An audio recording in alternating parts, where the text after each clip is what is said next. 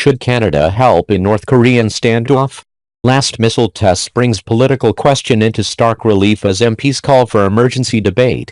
The Sunday morning tremors, measuring a magnitude of 6.3, signaled a major escalation in North Korea's nuclear program. Pyongyang claims to have tested its first hydrogen bomb, one that could be placed on the head of an intercontinental ballistic missile. Though the size and scope of what happened still has to be verified at time of this writing, U.S. President Donald Trump confirmed the event in a series of tweets. North Korea has conducted a major nuclear test, he wrote. Their words and actions continue to be very hostile and dangerous to the United States. And that means, very dangerous for Canada as well. The tremors from the blast immediately moved the debate about ballistic missile defense, BMD, to the front burner of the political stove in Canada. North Korea's state media claimed, in its usual brutal syntax, that their sixth nuclear test means they have reached their goal of completion of national nuclear power. If a North Korean nuclear-tipped ballistic missile is actually capable of targeting the U.S., it could theoretically hit Canada. If the math on the trajectory path is off, what is meant for, say, Seattle could hit Vancouver. That's sobering. Days before this latest test, a senior source in the Prime Minister's office told me the debate about BMD is unavoidable and likely necessary. The political challenge for the Liberals is that they believe Canadians don't want to do a big military deal with the unpopular Trump. Canada doesn't want to be too closely tied to his foreign policy. This is the client state position that Foreign Affairs Minister Chrystia Freeland warned about in her now famous speech about the U.S. abdicating its global leadership. That speech suddenly looks dated. The U.S. has since doubled down on its war in Afghanistan, as I wrote about yesterday in this magazine, and North Korea's nuclear capability is growing more quickly than anyone appreciated. Well, not anyone. A senior U.S. source told me months ago that the Trump administration has been pressing Canada to get involved in ballistic missile testing because of the North Korea threat. They expected Canada to take a pass on the renewed U.S. war in Afghanistan, but in return, they wanted support on other issues, especially North Korea. As a result of that conversation, I asked Canada's Defense Minister Harjit Sajjan back in June, on camera, if Canada would review its ban on ballistic missile testing.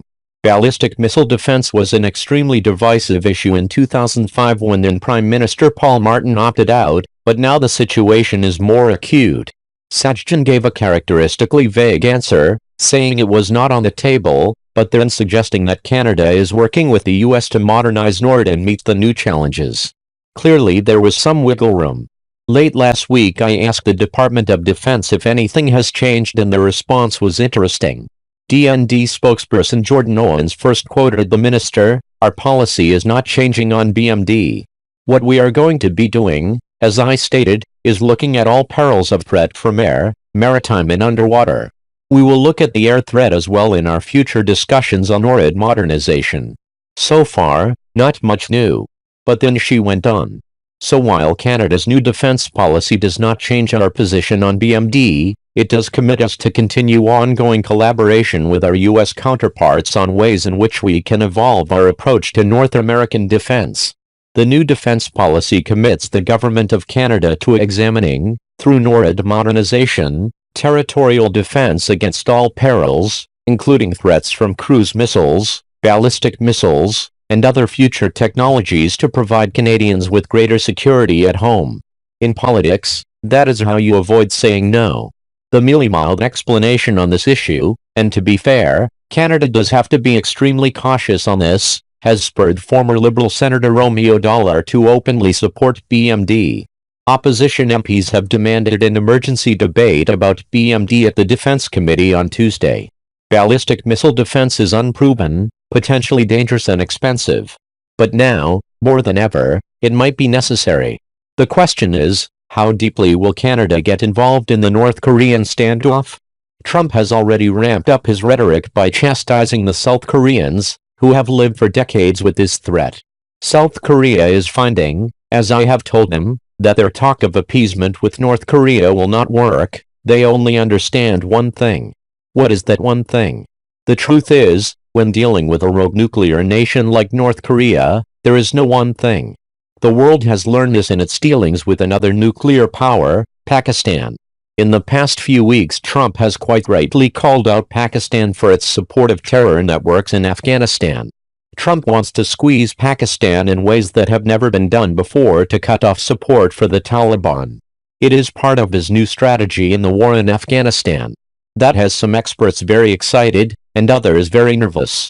Dealing with a nuclear power that could potentially have a 1979 Iranian revolution is a delicate business. One rogue nuclear nation like North Korea is enough. But some experts believe that the more delicate strategy of negotiation and support has proven to be a failure. The Pakistani and North Korean situations have much to learn from each other. Throughout Bush and Obama administrations, diplomacy was pursued with Pakistan, the true and principal source of a sustained insurgency in Afghanistan, argues Shuvaloy Majumdar, a Monk Senior Fellow with the Macdonald-Laurier Institute who was once the policy director to several Canadian foreign ministers during the war in Afghanistan. Enter Trump, who is heeding excellent advice from his NSA, Defense Secretary and Chief of Staff. All understand that the endemic source of the problem in Afghanistan is Pakistan's intelligence. How can Afghan institutions serve the Afghan people if the constant threat is fueled by the country's belligerent neighbor? Majumdar argues that China and Russia both have an interest in regional stability for economic reasons and so will respond positively to U.S. pressure. All of the regional actors have a vested interest in a stable Afghanistan. There is leverage here on shared security interests. The U.S. had already cut its military assistance to Pakistan under Trump.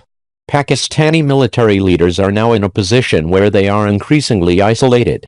If members of the Pakistani intelligence ultimately are listed for their support for terrorism by the U.S., the UN and NATO member states, it will compel the military to think about the benefits of deploying terror. Ultimately, they must be made to understand that this irresponsible policy bears significant costs, an increasingly isolated position, and that it must rethink its conspiracy theories. All that may be true, but unless billions more dollars are made available for the so-called DIME approach in Afghanistan, diplomatic, infrastructure, military and economic support, Pakistan's influence will not change. It is hard to push around a nuclear power. Trump wants allies like Canada to come to the table to help.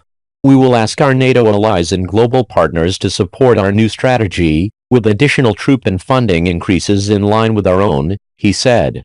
Canada will refuse, but that will likely mean giving up on another crucial file, ballistic missile testing. The tremors felt from the North Korean nuclear test have destabilized the world, from Pakistan to Canada. It's all connected. It always has been. In late June of 1950, Canada began its 3-year combat involvement with the UN in the Korean War. 516 Canadians were killed. The conflict is part of Canada's past, but now, with the latest nuclear test from North Korea, it looks to be part of our future as well.